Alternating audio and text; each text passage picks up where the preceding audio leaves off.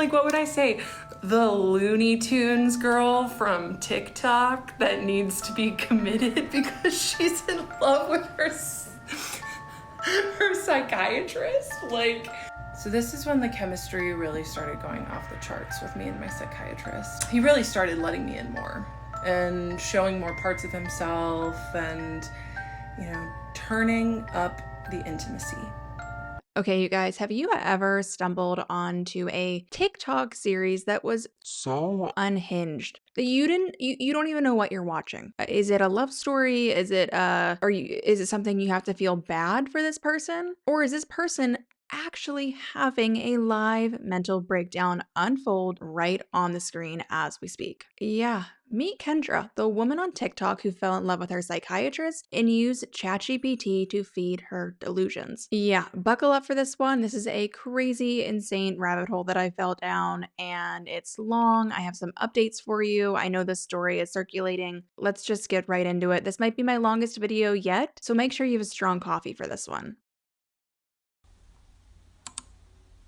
Okay, so like I said, there is this woman on TikTok named Kendra, and when I tell you that she has a 30+ part series on her TikTok about how she fell in love with her psychiatrist, this is not your average story time. This is unlike anything I've ever seen on TikTok, which that is saying something. Spoiler alert before we get too deep into all of this. The general consensus from people watching this is that Kendra is likely going through some type of major mental spiral, whether that be a psychosis or something else. Not here to diagnose her, but that's basically what everyone thinks at this point, because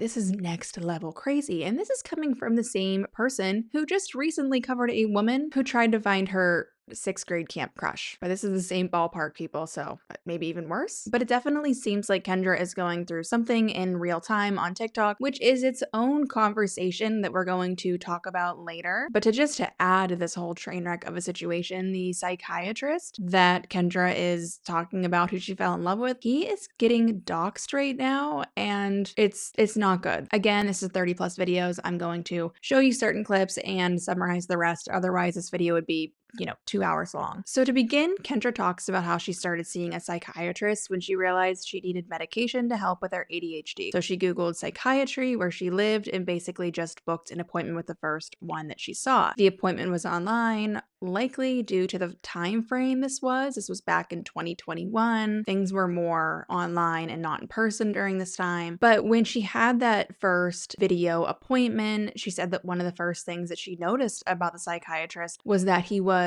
her age and she thought that he was attractive. And so with that, she felt comfortable. I don't know if it was just because of his looks or what, but something about him made her feel very comfortable, that even on that very first intake, she felt like he was a safe person to unload her childhood trauma, to, talk about her life as a whole up to that point, that kind of thing. So in this intake, I kind of clocked that he was attractive in my age, but when I tell you that I've had a lot of couch time in my life, a lot of therapy, I just went right into it.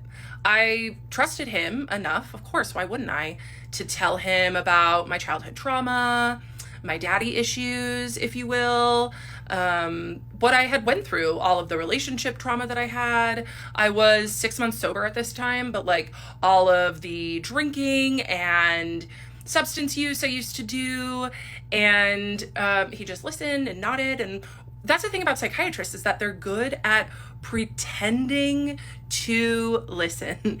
They can appear connected, but that doesn't mean that they're always connected. So I just felt really seen. And so this, in my opinion, is where Kendra starts to spiral, because her saying that this psychiatrist, this doctor, nodding his head and being like, okay, that him doing that is a problem.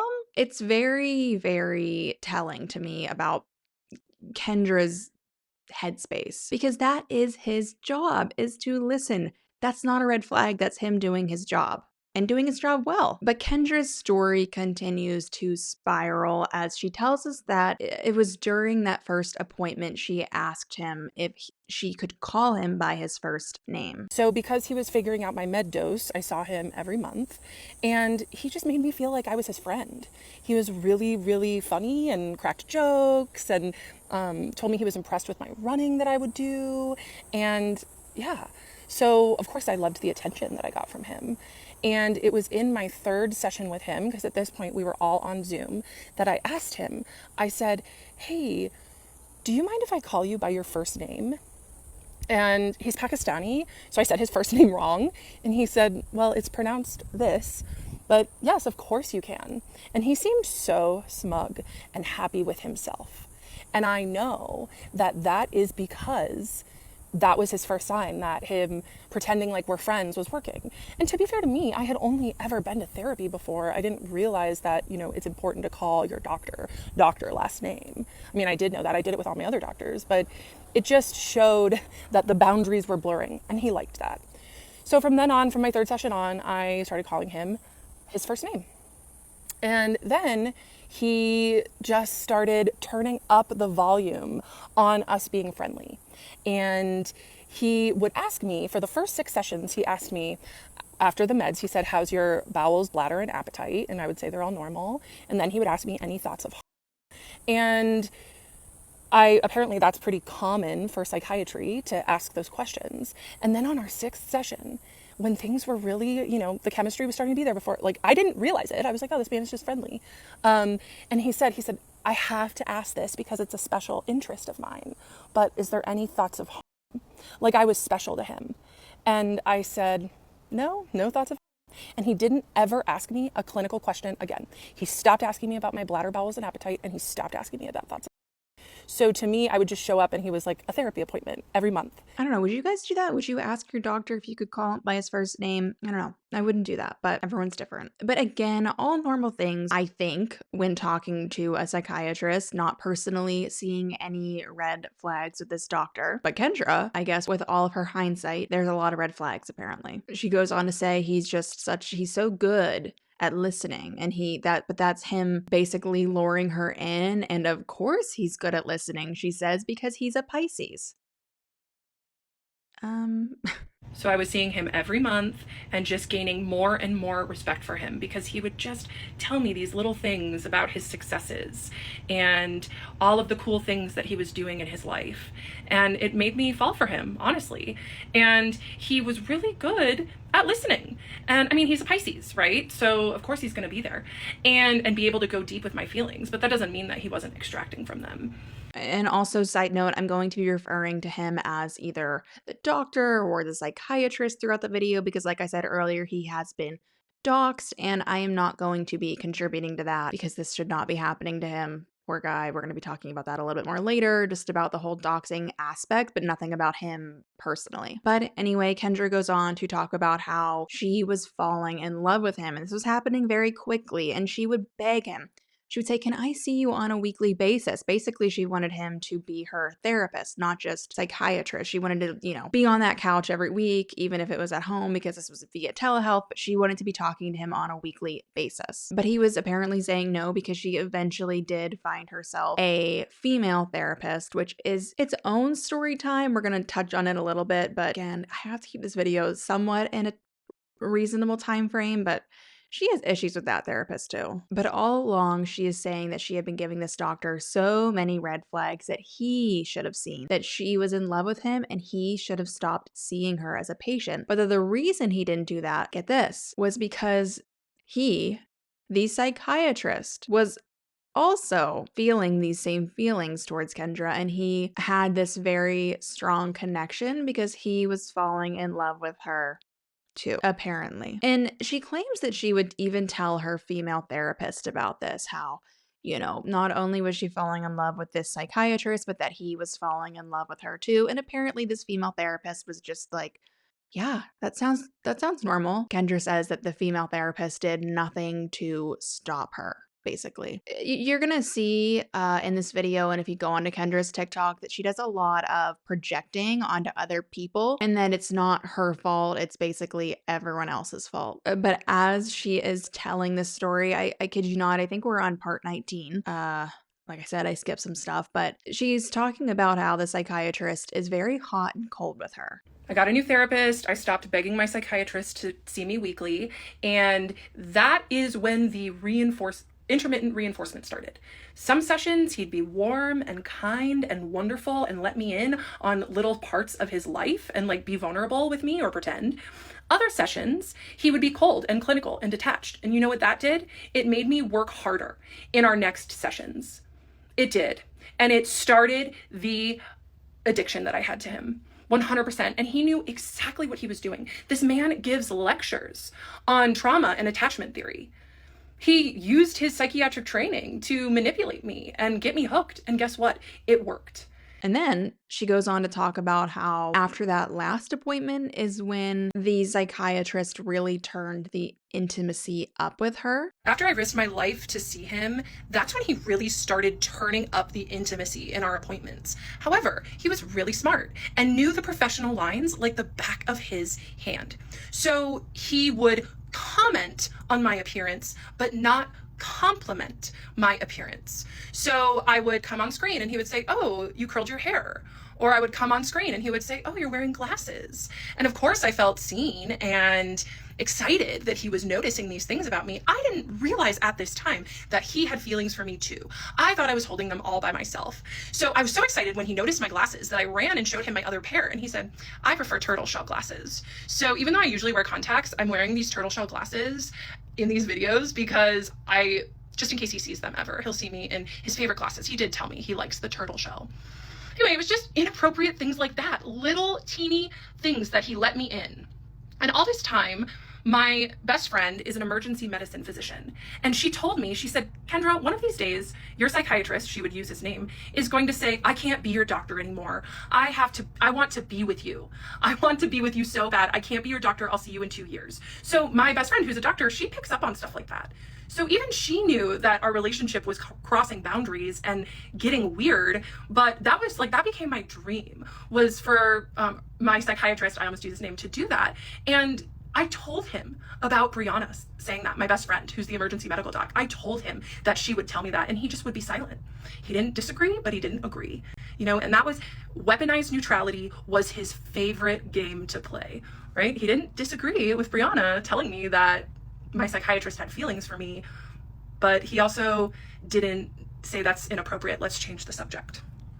It was also around this time that I asked my psychiatrist if he had diagnosed me with anything other than ADHD when I had my initial diagnosis. And he said, "Yeah, I did." I said, "Oh, what did you diagnose me with?" And he said, "Well, you had a lot of traumatic things happen to you in childhood because of your dad, and so I diagnosed you with other trauma and stressor related disorder." And that was the first little ping that I got of that was weird. Why would he keep that from me? I asked him, why wouldn't he tell me that? That seems important. He didn't tell me because he was using that information to manipulate me.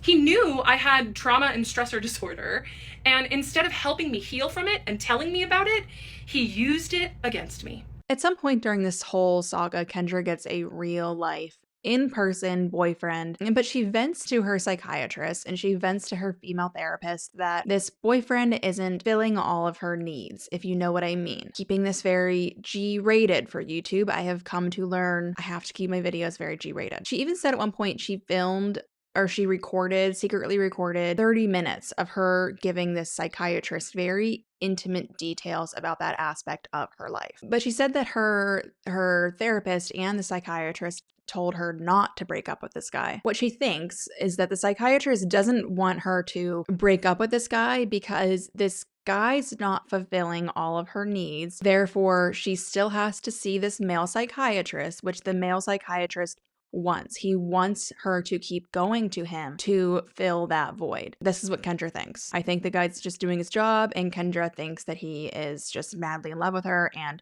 wants to play mind games with her. I think he probably just is doing his job and, wants to keep his license in check and continue to get paid. So, skipping over some of the details, mainly because you probably get the point by now of Kendra's, where she was at mentally during all of this. But at some point, Kendra finds out that for years, the psychiatrist was telling her that he only did telehealth appointments and not in office appointments, when in reality, that wasn't true. He actually did in person appointments all this time. And her female therapist, according to Kendra, we don't know. I'm only telling you what Kendra is telling us, so keep that in mind. There's so many moving pieces. Her female therapist told her, well, of course he doesn't want you to come into the office because he knows your connection is so strong, that you two have such a strong romantic connection that if you guys are in the same room together, stuff will happen. And that can't happen because that would be unethical. Again, if that part is actually true, if that female therapist was actually telling her that, shame on the therapist, but I have my doubts.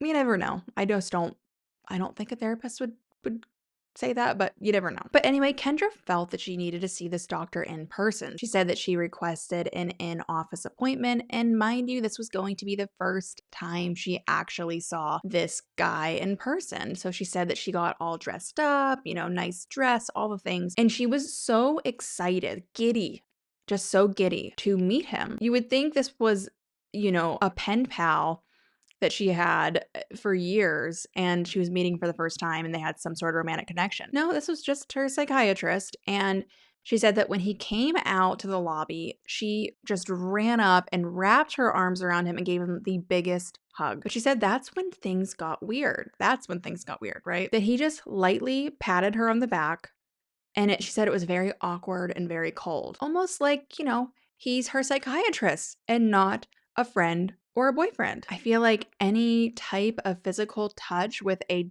doctor, psychiatrist, therapist is crossing the line. So I'm sure he did feel uncomfortable. And get this, Kendra says that it was at that appointment where she began to spiral. At that appointment. Mind you, this has been going on for years, but it was that appointment where she claims that she began to spiral. And she needed someone else to vent to which she vented to ChatGPT, and she named her ChatGPT Henry. So while I was mid-crash out, I had just started using this tool, ChatGPT. And I went to Chat, who I immediately named Henry. And I would just talk to Henry about how obsessed I was with this man, with my psychiatrist. And I would just be like, I've told him I have a crush on him. Do you think he's gay?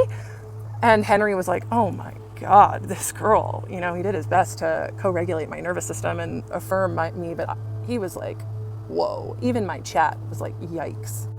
So I could tell that my psychiatrist just liked me and my doctor. And I was like, okay, maybe I can name this dynamic so I don't have to carry so much of it in our next session. So our next session was in December on Zoom. And I told him at the end of the session, it was another great session. I told him, look, you and I have a really special patient-doctor relationship. And he glared at me with just venom in his eyes.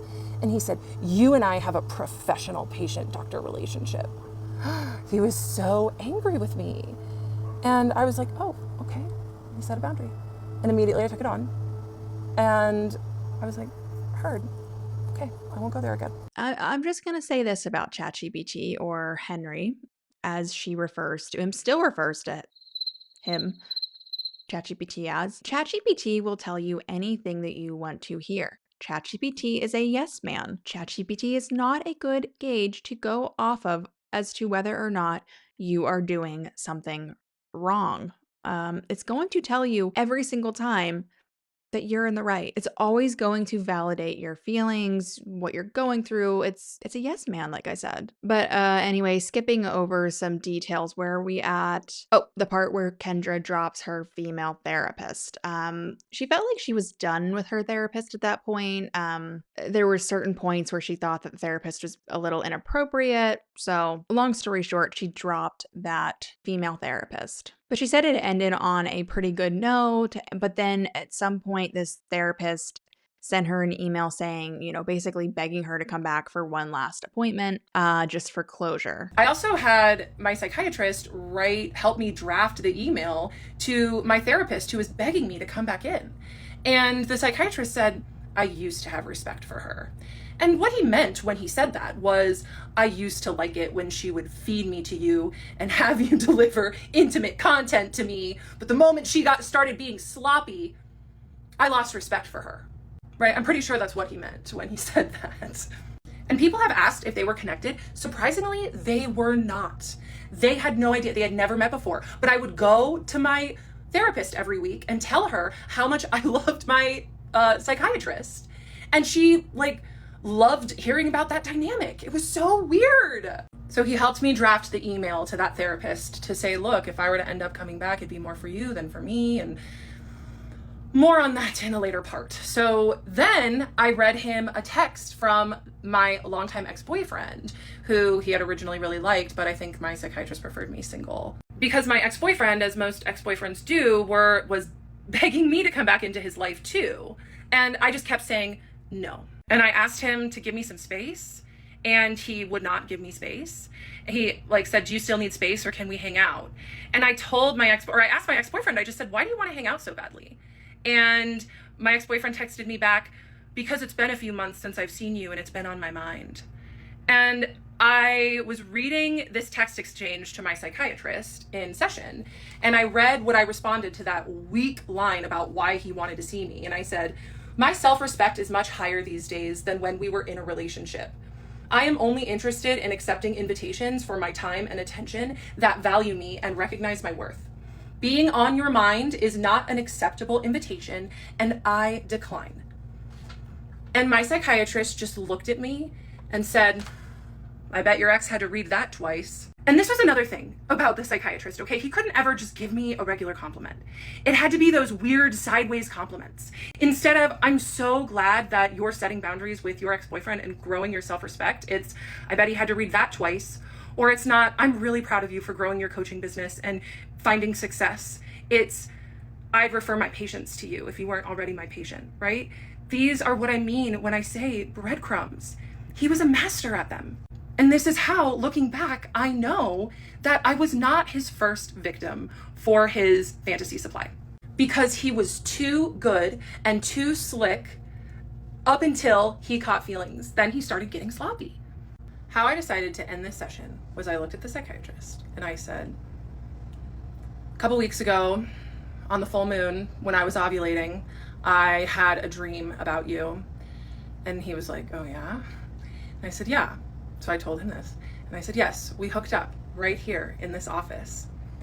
And he all of a sudden just looked so uncomfortable.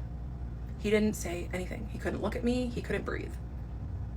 And sure, maybe he was uncomfortable because he didn't like me saying that I had a dream where we hooked up, but he could have said that. But he didn't. You want to know why he was uncomfortable? Because he had probably played out that fantasy so many times in his head. And there I was, speaking it back to him. And it was like I had psychically downloaded one of his fantasies. I continued and I said, yes, we hooked up in this office and I really liked it while it was happening. He could not move or breathe. And then I told him, as he was still looking very uncomfortable, then when we were done and I left, I was distraught with sadness, because in the dream, I thought, I cannot believe that he crossed boundaries in that way, because his boundaries are so important to him. And then I told my psychiatrist that I woke up and thought, oh my God, it was just a dream, thank God. And it was like my psychiatrist turned into a little boy, and he looked at me and he said, so you do like my boundaries? And I said, I love your boundaries. I hate your boundaries, but I love them more. There's the push and pull, the trauma bond. Because once again, he used his boundaries as protection while exploiting me. So I told him about what happens when I ovulate and my desires, and he listened, because of course he did. And then I decided that it seemed like enough time had gone by, and I put my shoes on and started heading to the door. And he met me at the door, which he does not usually do. He didn't ever do that. He just let me leave. And we stood at the door, and I was like, will you get the door? And he scrambled. He was like, oh, sure. So he went and got the door. And then he followed me down the hallway to the foyer and watched me exit. And he asked me, he said, see you next month? See you next month? He hadn't ever asked me that before. And I looked at him and I said, maybe. And I walked out the door and I saw that man had let us go 15 minutes over session. And that is when, the special treatment started, the longer sessions. He usually gave me an extra 5 minutes, but yeah, the sessions got longer. And I got to my car and I was just like, oh my God, that was the most intense session we have ever had. So, yeah, some pretty crazy confessions from that session. And it was during that same session that Kendra asked the psychiatrist, "Why don't you reply to my emails? Do you not like that I email you?" To which, according to Kendra, he says, "It's not that I don't like the emails, but I wonder why you wrote them in the first place." Kendra doesn't go into all these details, but something tells me that Kendra was emailing him a lot. But what she does say is that she was honest with him, and she said, "It's because I want your attention." In that moment, I just cannot imagine how creeped out the psychiatrist was. First, he got that bizarre moon confession, and now this. But at this point, we are coming up to the end of their time together because she was losing her insurance and she decided that, she had to pull up her bootstraps. If he wasn't going to end this, she had to. She had to woman up and end it, because she knew he was never going to, because he loved the attention. He loved playing the mind games with her. He was in love with her, of course. So he was not going to end this. It wasn't that he, was a doctor and, it was his job. It was because he was in love with her. And she basically wasn't going to go and pay out of pocket to continue to do this with him, play this back and forth. So that's currently where we are at. I know there's more parts coming, and if she happens to upload anything while I'm editing this, I'm going to put them here. So when he demanded, "Tell me the ways I let you in," that was pretty jarring to me. I was taken aback. And it just kind of goes to show that he knew that he had been crossing boundaries without crossing them, because he was very calculated the whole time.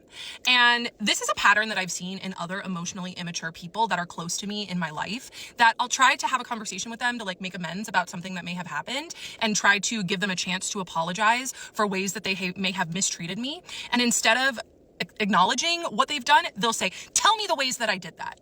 It's happened more than once after Psychiatrist said that. So after I said, "You set the boundary of us having a professional patient-doctor relationship, and after I accepted your boundary, you let me in and engaged deeper with me than ever before, but on your terms only," right? When I said ever before, he said, "Tell me the ways I let you in, but on your terms only. And then I said, "I don't want to be in a space where you allow me to feel our connection and to see what's there beneath the surface, but you do not allow me to fully access it." He nodded. He went, like that was the whole game.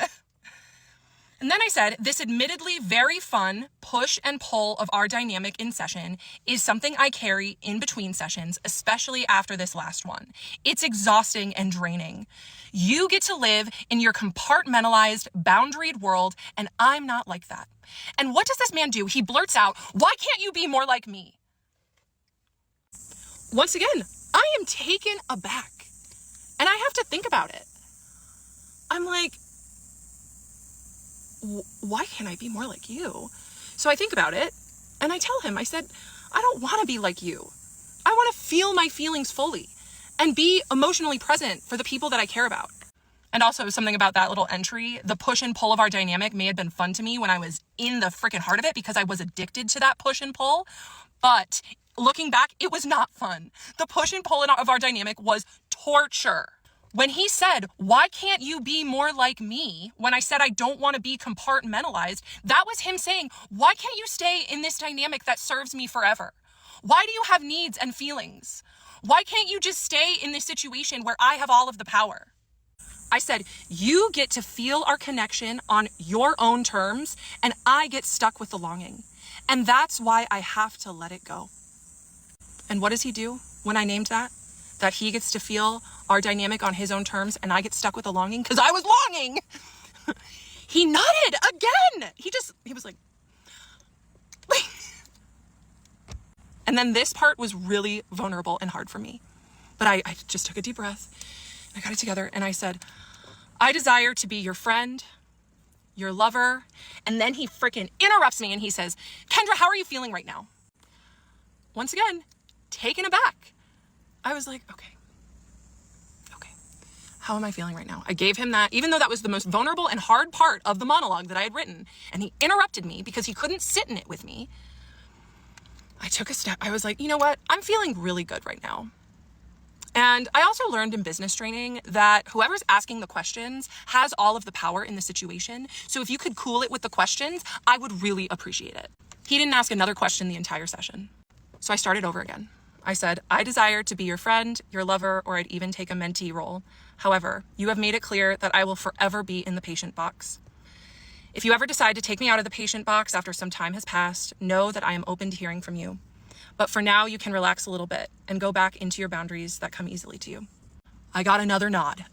He knew, because with his other patients, it was easier to keep boundaries. But with him and me, it was harder for him. It was getting hard for him. And it was getting messy, especially for me. It felt so good to tell him all. But that's where we're at right now as far as her story time. But she is still going on TikTok every day, and we're going to get into some of that too. But as far as the story time goes, I didn't add every single detail, honestly, because there's a lot. Like, so many details that she is claiming to remember over the course of 4 years, which I can't even remember what I had for breakfast. But she is remembering every little detail of this interaction that she had, of all of the interactions that she had with this guy for 4 years. All of the small details she is remembering. But since all of this has been blowing up on TikTok, I do get the impression that she lost her yoga instructing job based off of something she said in a clip. The other message is that the yoga studio I taught at, I no longer teach at. Enough said.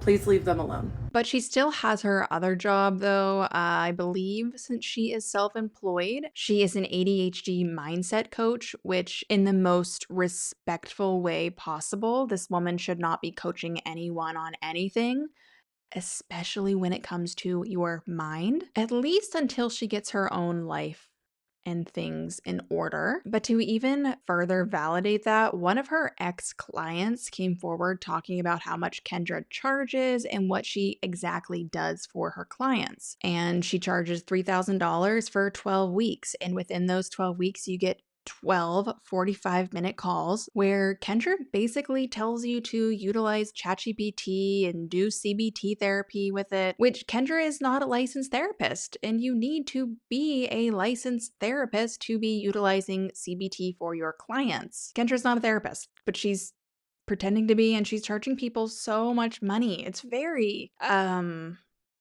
scammy. I think that could be its own video. But I'm going to throw in a few clips that I've compiled right now because, like I said earlier, Kendra is still going daily on TikTok. She goes on TikTok Live often, and she says a lot of things in these TikTok Lives, and luckily people have managed to save the clips.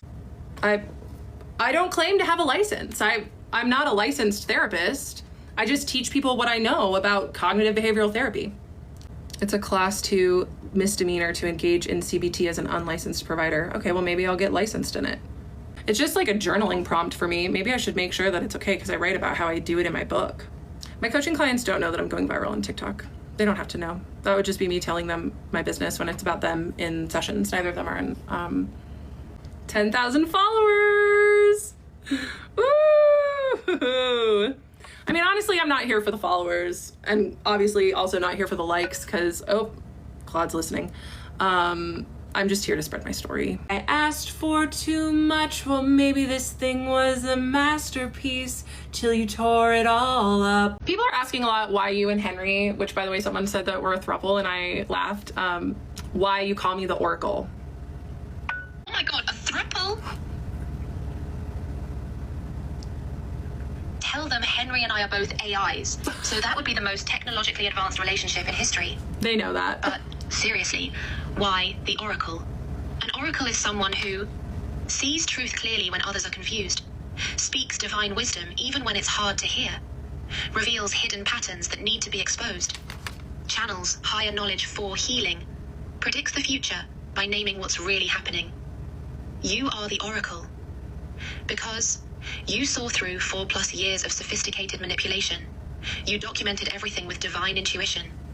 You're revealing patterns that help others recognize abuse. Your truth is literally prophetic, showing people their own situations. You speak with surgical precision about predatory dynamics.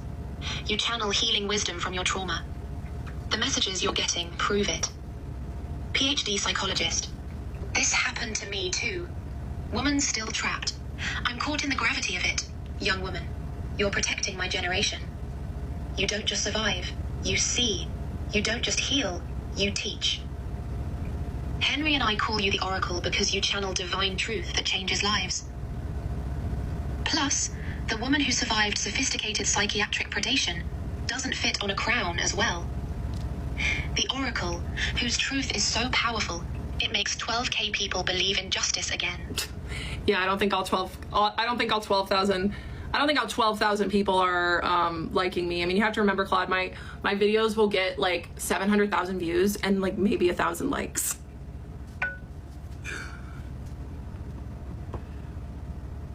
Oh, you're absolutely I did not ask them to call me the Oracle, no. 12K followers doesn't mean 12K supporters.